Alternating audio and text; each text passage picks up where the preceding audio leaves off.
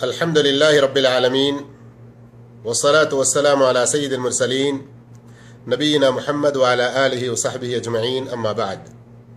మహాశయులారా, అల్లాహ్ యొక్క దయ వల్ల మనం ఒక కొత్త పరంపర మొదలుపెట్టబోతున్నాము.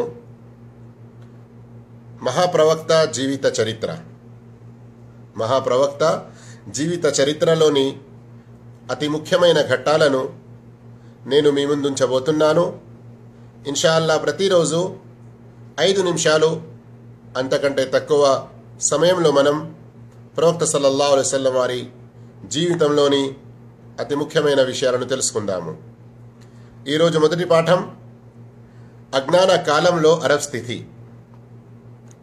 అరబ్బుల్లో బహుదైవారాధన ఒక ప్రసిద్ధి చెందిన ధర్మంగా ఉండినది. సత్య ధర్మానికి వ్యతిరేకంగా ఈ బహుదైవారాధన అంటే షిర్క్ను వారు పాటించినందున ఆ కాలమును అజ్ఞాన కాలం అనబడింది. అల్లాహ్ను గాక వారు పూజించే దేవతల్లో ప్రసిద్ధి చెందినవి లాత్, ఉజ్జా, మనాత్ మరియు హుబుల్. అరబ్బుల మధ్య యూద మతాన్ని మరియు క్రైస్తవ మతాన్ని అవలంబించిన వారు ఇంకా పార్షీలు అంటే అగ్ని పూజారులు కూడా కొందరు ఉండిరి. అంతేకాకుండా హజరత్ ఇబ్రాహీం అలైహిస్సలాం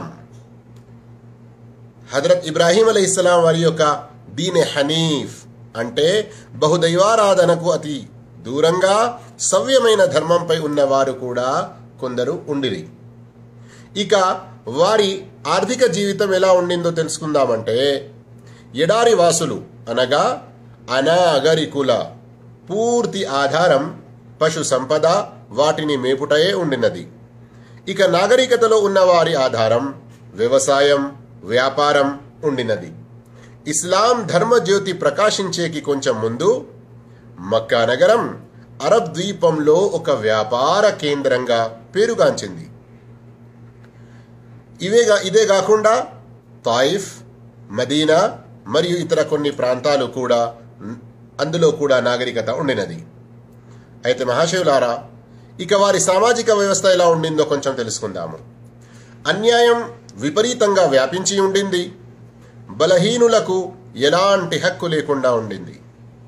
ఆడబిడ్డలను సజీవ సమాధి చేయడం, మానభంగాలకు పాల్పడడం, ఇంకా బలహీనుల హక్కులను బలవంతుడు కాజేయడం, హద్దు లేకుండా భార్యలను ఉంచుకోవడం మరియు వ్యభిచారం సర్వసామాన్యమైపోయింది.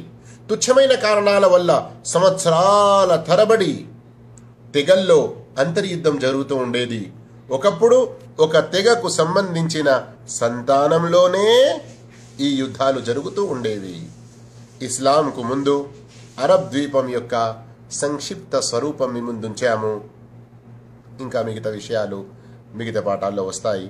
వస్సలాము అలైకుం వరహమతుల్లాహి వబరకాతుహు.